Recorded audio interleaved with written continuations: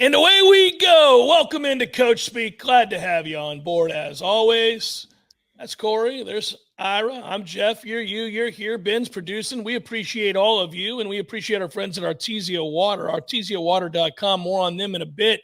Let's get to Shane Beamer. I can't be waiting around. If we got Shane Beamer on hold, let's get to Shane Beamer. It's been a minute. It's been a minute since we've seen him.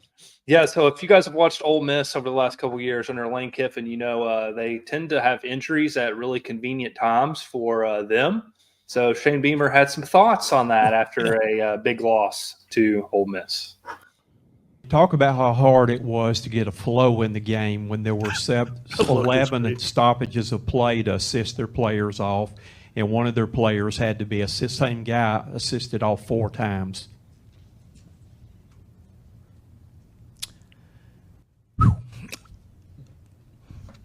First of all, I hope all those guys are okay, for sure. We had some guys thoughts and prayers that had some injuries as well, and Boogie and Jules went down a couple times, and I hope they're okay. I hope they're okay. It's remarkable to me how many, maybe it's something there's, and listen, I got my own problems. We just got our butts kicked 27-3. But it's fascinating to me how many injuries occur for them after the opposing offense makes a first down or has a big play. And you go back and watch the Wake Forest game. It happens a lot to the same guy. You watch the Kentucky game. It happens a lot. So certainly we'll look at the tape, and I know there's a review process as well, but it's again, I hope those guys are well and they're great players, and I really hope they're okay. I know he had a big injury report this week, and I'm sure it'll be another big one this week as well, but we'll look at it, and there's not much the officials can do during the game, but certainly it's a thing that, we discussed with, or we'll discuss with the people above us as well. But again, I got my own problems on our own team right now, but I think if it's the timing of some of the injuries, it's a really bad look for college football, and it's not what this game's about. If what it looks like is what's accurate. How many caveats did we get in there? Like 20? That's pretty good. I feel like he's kind of learned his lesson, though. It's grown up a little bit. Last year, it was just like, making fun of the refs or criticizing the refs and the chain gang, and they're eating hot dogs. Yeah. Without any self-awareness about how bad his team was. This time, I feel like, he understands that, okay, we lost 27-3. I can't harp on this, but Lane's team does act like a clown show sometimes. Well, and since you asked, sir, to answer your question, that's the whole thing. It was brought to him. That's where he's grown up. He would have offered it up. He would have posited it last year without being asked. This year, at least he waited till it was asked.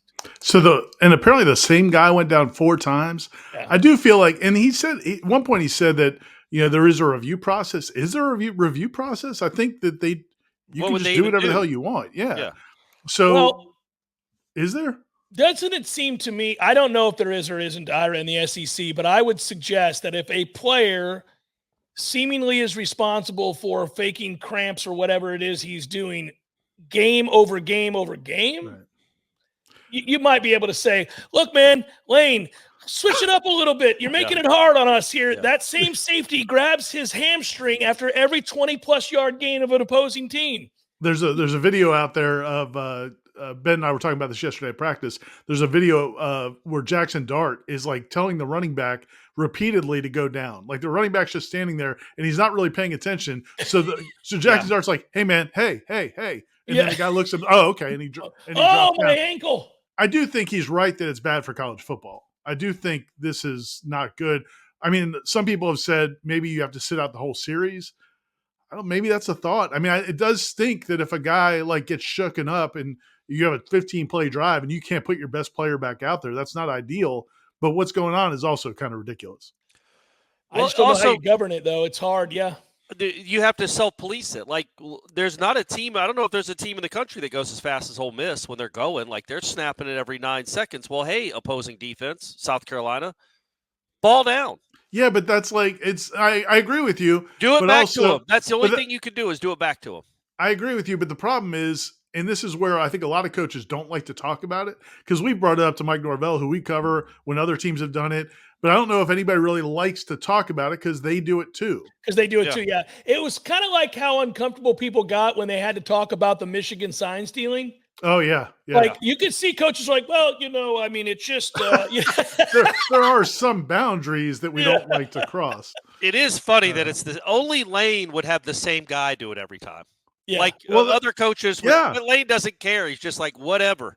He's just like doing this to the whole team. Like, yeah, we all do it. I'm going to be over the top with it. I bet Gundy doesn't care, Corey. Well, you were right about that. Gundy doesn't care about much these days. And I did like with Beamer, because we haven't seen him much this year so far, that look he has when the question is being asked. That's just Shane Beamer in a nutshell, man. It's just awesome. I'd forgotten that look. I've forgotten that the Shane Beamer post-lost look. And it was just like, didn't 1 week earlier they had a big win? I can't remember who they beat somebody. Yeah. By the way, the quizzical finger on the forehead, furrowed brow, staring off into space. We've all had that look as we stare at our children. Yeah. And the football team we cover. Oh, I have that on a play-to-play basis. That's the look on my face in the Cameron household, is that right there. I'm just watching that sort of forlorn, are you kidding me look. Yeah. What do we got next, Ben? Since we've been doing this, we found a lot of coaches that are likable or that we like, Dave Aranda, Kurt Cignetti. But there's a coach this year that we've really come to hate, and that's Hugh Freeze. And Hugh Freeze was taken on was taken on Georgia, and they had a controversial play. They were stopped on a 4th down, and Hugh Freeze said after the game that the quarterback ran the wrong play. But the quarterback had a conflicting opinion on that. So we're going to hear from Hugh Freeze and Peyton Thorne. For the first time, we've got coach and quarterback. Player speak. All right. Okay. He absolutely didn't go with what we had called. Peyton's a thinker, and he knows football, and he decided to try to run some type of zone read there, and I think everybody was a little confused, but we definitely weren't on the same page there, and I should have used one of our timeouts there when I saw things were going awry. But that's something we've got to learn from, and again, we've got to coach better to where that's really not an option in that moment in time. That was a big drive, man. And we were moving the ball, and so we've got to talk through that one and make sure that doesn't happen again. Well, we're running a run play. They had an option to throw it to, and the look that I got, we had a guy that I needed to handle, and moved back out of his original position and ran the play. I think it was number 11 came off the edge hard, and that's the guy I was reading. And I don't want to get into too much detail on that. I guess I could tell you the whole thing, but I don't think so. Probably shouldn't.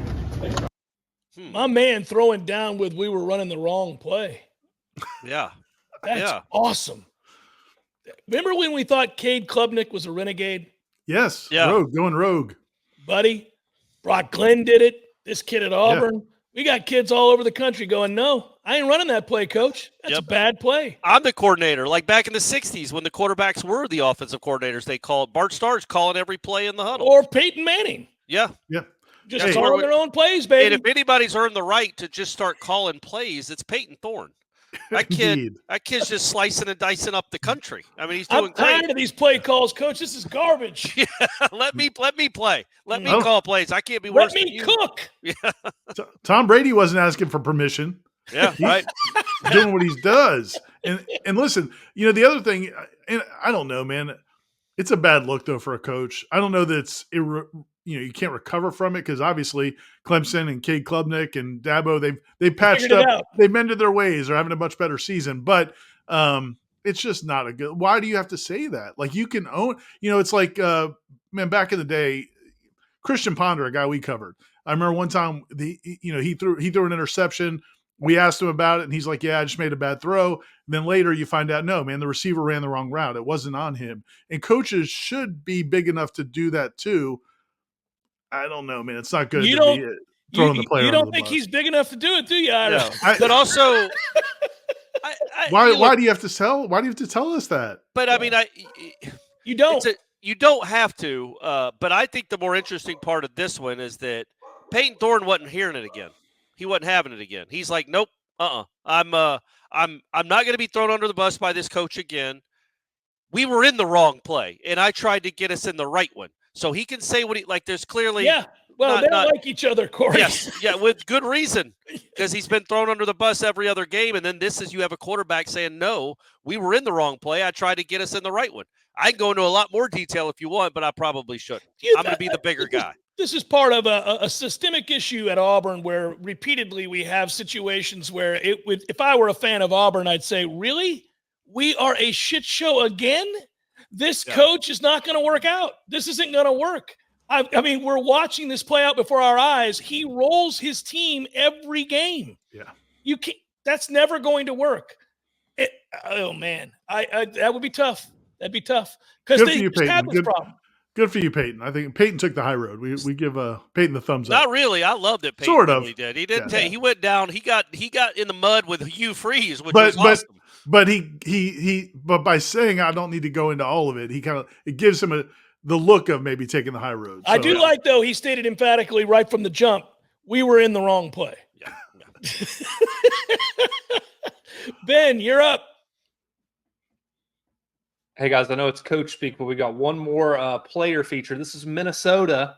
You talk about players having media training. Maybe Corey Parrish needs some from Minnesota, and he quickly gets corrected by his teammate here.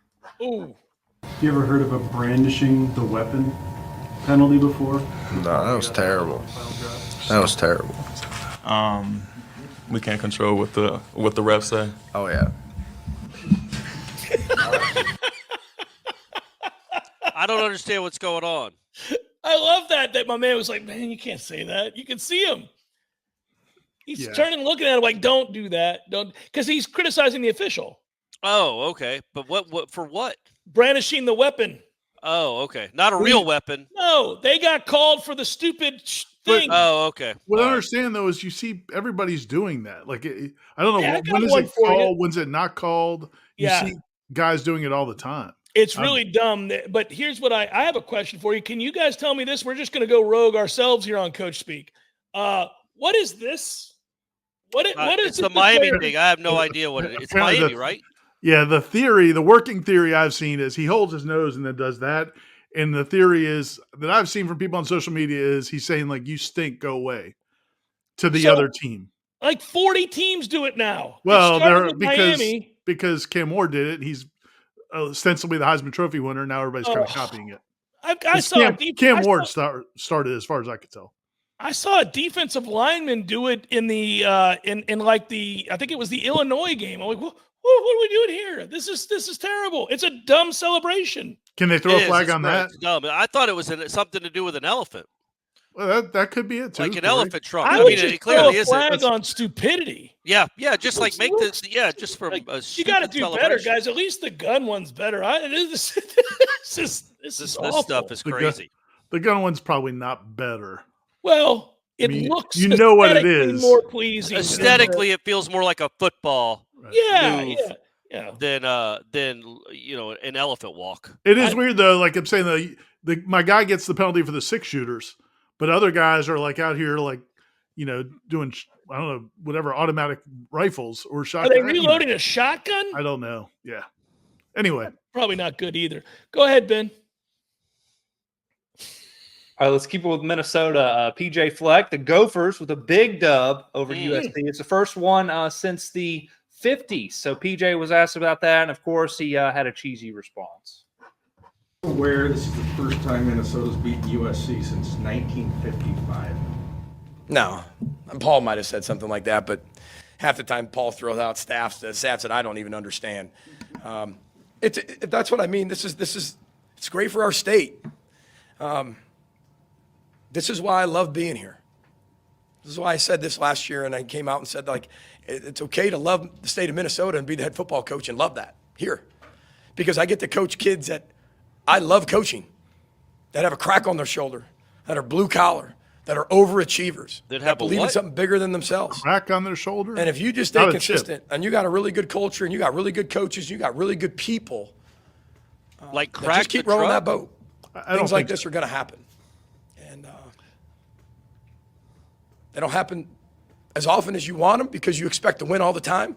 But when they do, I mean, what'd you say, 1955? That was long, 1955. Isn't that from Back to the Future?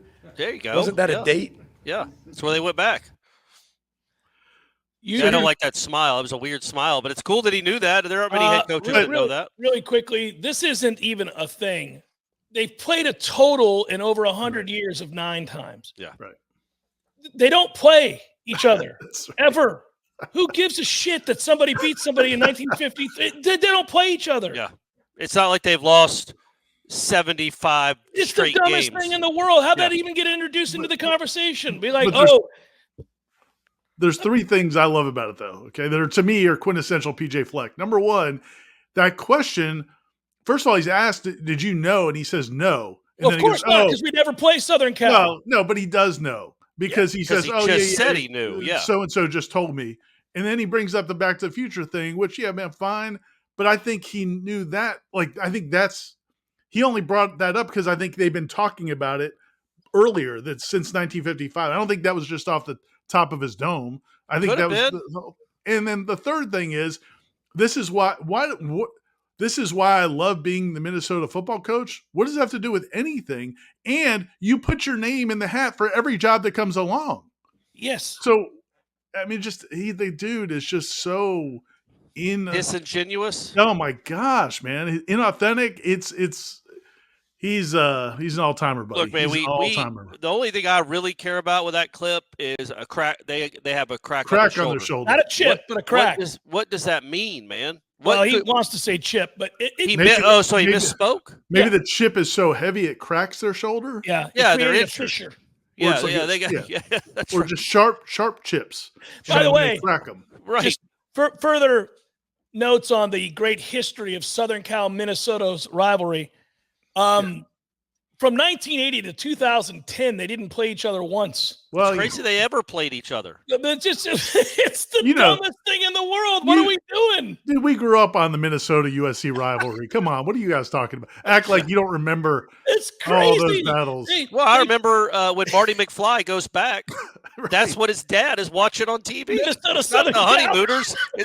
It's Minnesota knocking off USC. And those like, we're going to beat them every year. Yeah, just get used to this. Yeah, enjoy this win, son. We'll play them again in 40 years. Yeah. It's ridiculous. Really weird. He also crowd surfed into his locker room, which is PJ fantastic. Fleck did? Yes. Yeah. He jumped into their arms and he's crowd surfing in his own locker room like a 6-year-old. Anyway, Southern Cal has 3 losses, folks. Yeah, I know, man. What are we doing? It's Minnesota, though, gang. It's Minnesota. Well, they're going to beat it. Mike Norvell would strip down naked. Mike Norvell would strip down nude and run around the field if his team could beat. He also spent, and I sent that clip to Ben because I watched his press conference. He also spent about 10 minutes talking about how rigorous their schedule was. They're the best 2 or 3 team in the country, and how great North Carolina and Iowa. And I can't remember who else they lost to, but North Carolina, Iowa are just juggernauts that they lost to. Well, hey, Iowa just lost 35-3, I think. Well, Ohio State. Good, but but still, man. Yeah. I know. You don't have to tell me. You don't have to tell me, buddy. I got you. You can't brag about losing to any team that lost 35-3 to anybody. And North Carolina's a blank show. A dumpster fire. And by the way, Southern Cal's not any good. So there you go. Just stop bringing it up. We don't like joy on this show. We don't want anybody to be happy or sad. Well, you can't talk about the great win over rival Southern Cal, who you've played a total of 9 times and not. Well, it's a rival now. Maybe that was the question. It's like how all our perceptions of rivalries change now with all the shifting. All right, conferences. Ben, what do we got? Hey, we mentioned USC and their struggles. Let's hear from Lincoln Riley. So I kind of want to know how you guys feel about this because he's on the podium and he's got 2 players up there with him. So a reporter asks about a pivotal moment in the game, and Lincoln gets pissed off that he's asking players about a pivotal moment in the game. Did you feel like that last touchdown they got in for Minnesota? No, don't ask him that. Don't ask him. Next question. On the 3rd and 4. Who cares what he says? By what, player's opinion? Let's ask a more professional question. So what was the question? I think it was about was it about a ref's call, Ben? Do you remember? Last score. Yeah, it was whether the score got in. Yeah. Yeah, which is fine. I mean, the premise of don't put my guy in that position is fine. The wording of a player's opinion, who cares? Like, who cares what he thinks? I mean, that's probably not the tone you want to send. It'd be easy just to say there, well, you can't ask my players to comment on officiating. We're not going, right. Yeah, we're just going to move forward with this. It's just good. These guys don't think, man. Sometimes it's the most obvious and easiest thing. This is the premise behind all the PR firm jokes that I do. It's not hard. It's just not hard. Like on the fly, we could have thought of just saying, listen, don't ask my guys to have to comment on officiating. You see coaches don't like to comment on officiating. We get fined for it. We're certainly not going to have my college players talking about it. Yeah, do players get fined? Good question. Maybe the program would. I think it's certainly frowned upon. Yeah. Yeah, that's always a hard deal, man, when you're asking questions of players with the coach sitting right there. It changes the dynamic of the room completely. When the coach and the players are on the podium at the same time. That's just hard to do. Yeah, USC does that. I don't know why they do that, but I always hated it because it either don't bring in the players at all or let them be adults. Like I always feel like you've got some overlord monitoring the situation when they do that, and I don't. Come on, man! Like don't send us guys you don't trust to answer questions. Although I think Hugh Freeze may have his quarterback sitting next to him next week. Oh yeah. So you might get to see a fist start fight punching him in the leg every time he starts talking. It'd be cool if Peyton was able to turn and be like, "This guy's a piece of garbage." Yeah. Next question. He was just sitting there with his arm around him, like squeezing his neck. Yeah. Doing the Mac Brown meet at midfield thing. Yeah, squeeze your neck. What do we got, Ben? All right, Mike Elko, Texas A&M, big dub over Missouri. He's tired of the disrespect for his quarterback, Connor Wegman. And the last thing I'm going to say, and I'm going to say this because it needs to be said, you can challenge Connor for how he plays, and you can be upset about Connor for how he throws a football. Some of the stuff that has been said about this kid and written about this kid, not by you guys have been great, is embarrassing. It's absolutely embarrassing, the stuff that gets out there on this kid. This kid's a winner. He's a competitor. He does everything that he needs to do for Texas A&M football. And there's a lot of people right now that need to stand up and recognize what they've said over the last 3 weeks and take some ownership in it. So from there, I'll open up to questions. Second row. Who's he mad at, Jeff? The message board folks. Is it? He's not mad at the collected media there. Who else is writing about Connor Wegman other than the Texas A&M media? Folks on message boards. That's a weird one. Yeah, I don't know. That's a weird one. Was there a national article that's what I was going to say. Connor Wegman's throwing style? I was going to say, I wonder if any national, there's so many quarterback analysts out there, national, why would you? What is Elko reading that stuff for? What does Elko even know about that? Why would he even know about that stuff? If it's, and I think it's just, I don't know if people are showing him tweets. Or Connor came and man, the fan base hates me.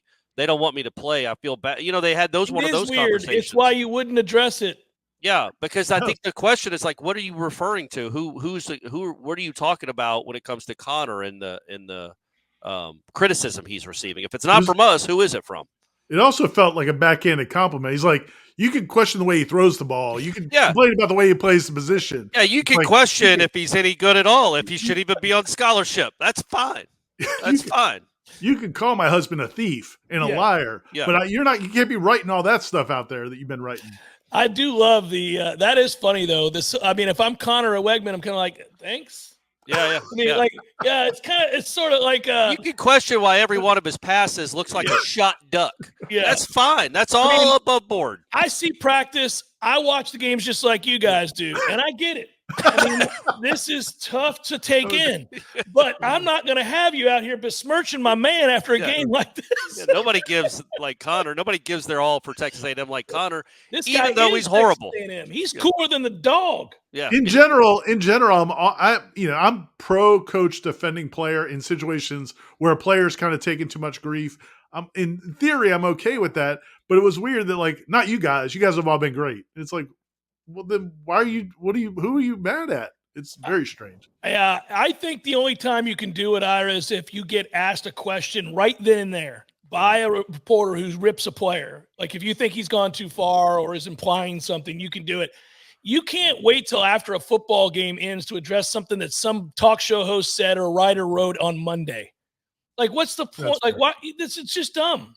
You bring it on. You bring it to the table when nobody was thinking about it. It draws attention to something that a lot of people. And also it doesn't help you celebrate the win. It was a great win. It's one of the best wins they've had in a decade. It was a really nice win.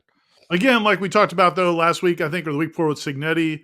Like, there's a chance we're working with Mike Elko at some point here in the not too distant, because my man clearly can coach. Yeah. Oh, he can coach. He clearly can coach. Yeah, he can coach. No, he's good. He's good. What do we got next, Ben? Hey, next up, we've got our guy Trent Dilfer, UAB, suffered a 71-20 loss to Tulane. This is him just keeping it real, talking about the state of the program and the offense, and it seems like, UAB is kind of going through some similar things to us, maybe. How many grandkids as a whole, not just this past week, but 5 games. Just doesn't seem there's been maybe a rhythm that there was last year. He's got 3 drinks for a lot of the year. What kind of your evaluation of what's gone wrong there, and how do you fix it? Is he drinking Jack and Coke? Yeah, he just took a sip and then he has a chaser. I didn't anticipate any of this, obviously. I was very optimistic about our chances of being a really good football team. I didn't have a win-loss total behind that, but I felt we would be highly efficient offensively. I didn't know if we'd be as explosive without Dejan, right? And with some youth. Is their mascot, is that a dragon? Mistakes. But I thought we'd be really efficient. We have not been efficient. I thought we'd be really physical. Yeah, but there's like a blaze of fire coming out of the dragon's mouth. And we have not been as physical as we expected. So when you're banking on physicality and efficiency and you're not getting it, like, you're stuck with nothing. So it's been a challenge to figure out what our identity is offensively. And then you have, a quarterback change. You have injuries, which are all part of the game. They're not excuses, but you have to adapt to those. So to sit here and say I have a solution, I don't. Like, I'm working on them. Right. We all are. I hope people understand that as much as they hurt, we hurt more. And we are completely invested in trying to fix this.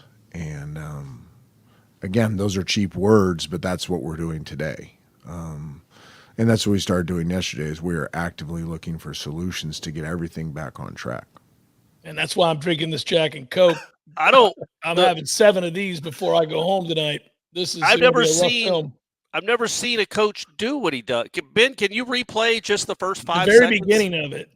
He takes a sip. I think that might be coffee, and then he's going over to the hard stuff. But he takes a sip of one cup. Not just this past week, but watch. He's going to grab this and take a sip. Mm-hmm. And then he's like, it's a hearty sip. He's getting maybe he finished it off, puts it there, and then pulls the other cup in front and replaces it. We're literally at a bar. We're literally at a bar.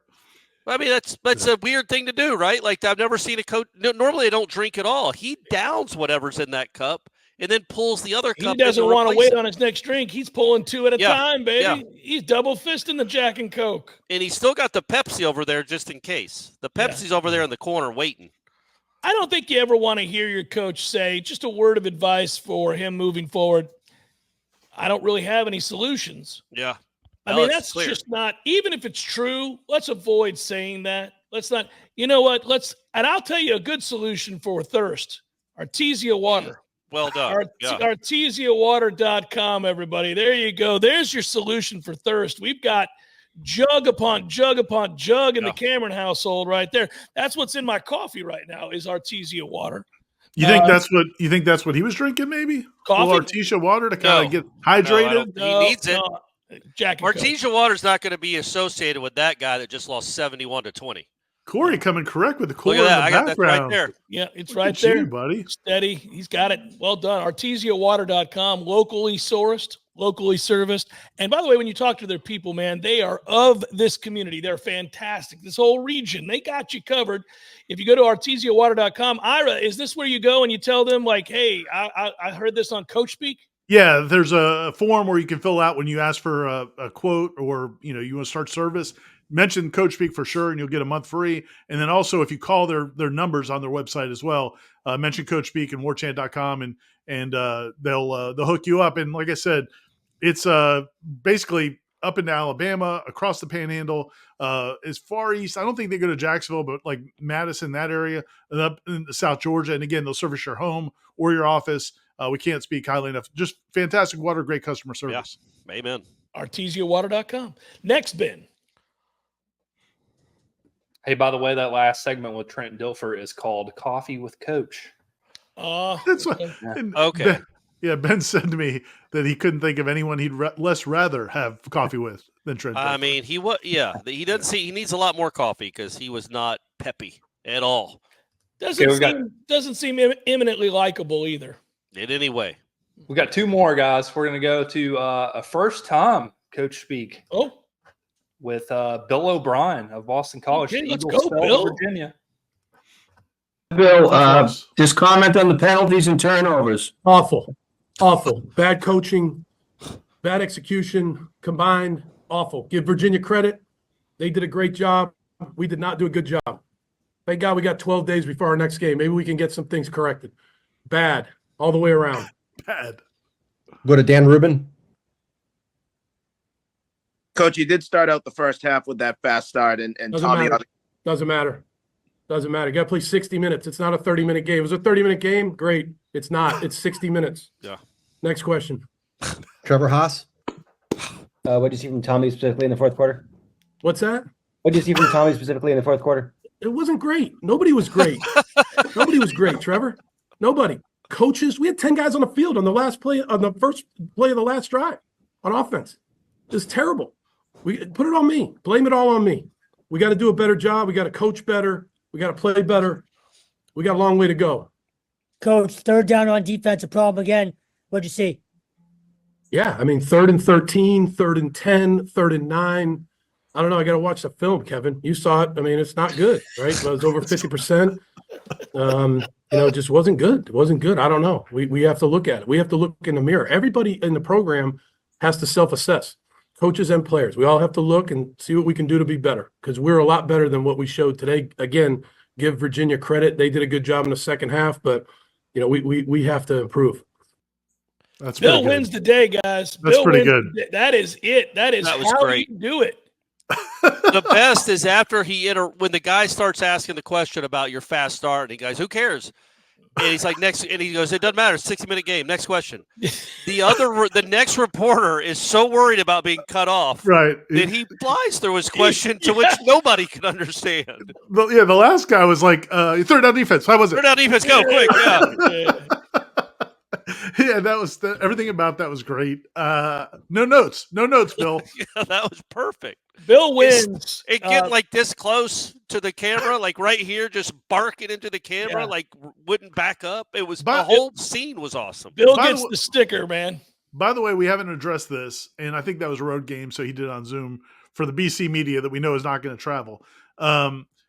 There's several coaches that are still doing Zoom interviews, Zoom press conferences, even at home. Dave Doran, like they've never gone back from COVID. Oh, is that true? Yeah, man. Dave Doran definitely doesn't. I'm 99% positive, and there's a few others that their post-game press conferences, they're just like never went back. So the reporters are up in the press box. So you get it for like on a road game for like Cal. Like Cal doesn't have media coming to Tallahassee, so of course they're going to be doing a Zoom so you can talk to the coach. But yeah, NC State at home isn't doing. That's bizarre. That's weird. It's an easy excuse for coaches to have to avoid. Yeah, absolutely. Next question. Mute them. You can mute the question. Oh, Lincoln Riley could have just muted that guy. If he was doing a Zoom, he could have muted the guy that asked his player about the ref's call. God, that might be the funniest. That's the funniest clip of the year, I think. Him cutting off that reporter to say who's whatever trying to ask him. He's trying to ask him a positive. Hey, you guys did get off to a great start. He got off to a great start. Doesn't matter. Doesn't matter. Not good enough. Yeah, it was a By the 30-minute way, game. But my other favorite part about that was that quizzical look he has on his face. Wasn't good. Wasn't good. Wasn't all that great, was it? And then that reporter. You saw Terry? Wasn't good. Wasn't good. That reporter flying in with that question as if he was in a car going 80 miles an hour and had to scream it out the window real quick. Well, and also he couldn't, he wasn't, you couldn't understand a word he was saying. And right. So Bill O'Brien has to go, what? What? What? Because it just sounded like he went, blah, blah, blah, blah. What? Blah, blah, blah, blah. Yeah, it was good. All right, last one, Ben. What do we got? Hey, one of my favorite ACC coaches, Fran Brown, big dub on the road against UNLV. That's right. And so Fran, he is awesome. Was asked about his special teams coordinator and the confidence he has in him. But Fran isn't throwing his coaches under the bus, guys. Nah, my confidence good and all that. Yeah, don't do that. That's not cool. He got wife and kids and all. My confidence level is extremely high. It should be my confidence level in me. Villano does a great job. So a lot of that, like I said, 2 kids didn't block. Would you ask what was my confidence level in them? Yeah, so. Yeah, cool. Well, I mean, just how it goes sometimes. That's the nature of a sport, Sometimes the other guy wins that matchup. You don't be able to do everything all the time. I know a lot of times they said that Michael Jordan missed more game-winning shots than he made, but you're not saying nothing about Mike. Right. Well. So they're young kids, and he's a great football coach that's done a good job for a long time. Maybe it's me. Maybe I need to do something to put them in better situations. So I'm going to go look in the mirror, and then I'll fix that. But, I don't really want to ever have to answer questions about somebody that I work with when he has a wife and kids and things of that nature on here. I think that's disrespectful. You up now? You can go after those 2 kids. That's fine. Yeah. But don't be going after my coach who's got a wife and kids. So they won the game, right? Yeah. It seemed like a morose kind of depressing post game there they must have obviously had some special teams blunders. Well, that game, first of all, Corey, you didn't watch that game? It was incredible. That was the UNLV Syracuse game that went to overtime, 44-41, something like that. It was a great game. One of the best games of the year. Was it like Friday night? Yeah, it was a Friday night. It was awesome. And then secondly, it was thrilling. It went back and forth. It was fun to watch. But I don't know why he sounded so depressed there, other than he hated the question, calling into question. But his special teams must have been a disaster that game. I'm thinking maybe it's been a recurring theme. I'm thinking. Yeah. Also, coaches, stop being so sensitive. These guys aren't volunteers. Yes. They're not volunteers. If a guy is making $1 million a year, there's an expectation that he gets the job done. And if they repeatedly fail to get the job done, it's a fair question to ask about assessing that unit. I don't understand these guys. They're all so sensitive. Yeah. I don't mind it. I mean, if you're a coach, you probably want to coach for that guy because he's like, I don't appreciate the question. I get what he's doing. It's just that you can't be offended by a fair question regarding a problem that has been incessant. Yeah. I also, and again, it's reversed. You take the pressure off of the kids. Now, in an NIL world, that's changing. And I get it. Change, players are making hundreds of thousands of dollars. They can take criticism too. But it's weird to deflect from the coach to the players. It was kind of funny, though. I love that. He's like, listen, Ronaldo's doing a great job, but did you see Marcus and Willie? Yeah. They're out here sucking ass all game, and you're going to ask me about You're not going to ask me about them. Yeah, I'm going to answer the question for you. I have no confidence in Marcus and Willie. Zero. The next guy that Tim blocks will be the first. Yeah. I got to get him off the field. That's on me. That's not on Ronaldo. You understand, Syracuse University right now has the Michael Jordan of special teams coaches. Apparently. Best of all time. Yeah. Hey, they're going to get some punts blocked. Michael Jordan missed some game winners. You get a question, Y'all don't talk about those. Yeah. Y'all don't talk about all the punts that weren't blocked. Although I will tell you, it would be awesome if we could go back in time and Mike's won, 4 titles at this point. He misses a game-winning shot in the playoffs. Mike, you have to look in the mirror after this one. Yeah. You need to think long and hard about the process that led you to miss a wide-open jumper there late. Did you think about passing the ELO? Did you? Elo. Did that cross your mind? Yeah, or Paxson or Kerr. Yeah. You always have these little white guards to save you, Mike, when it matters.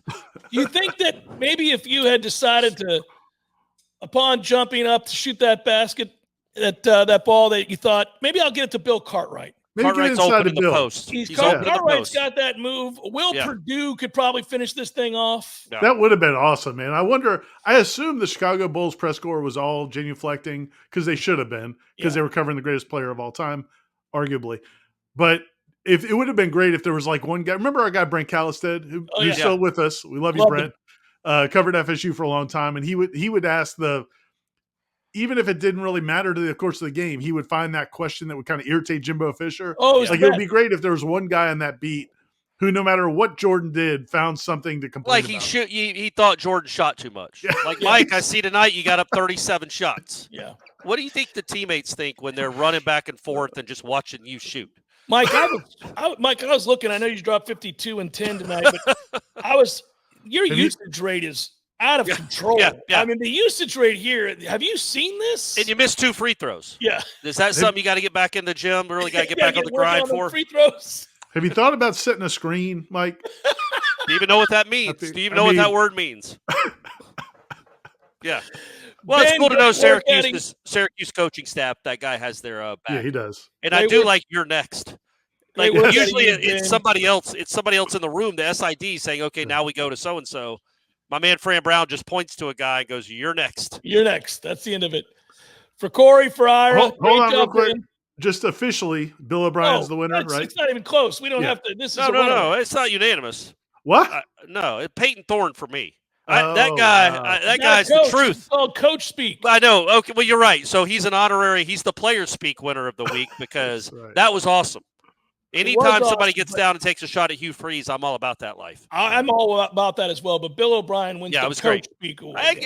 With an assist to the reporter that was in the car going 80 miles an hour. Enjoy the football, everybody. We'll see you next time on Coach Speak. Peace.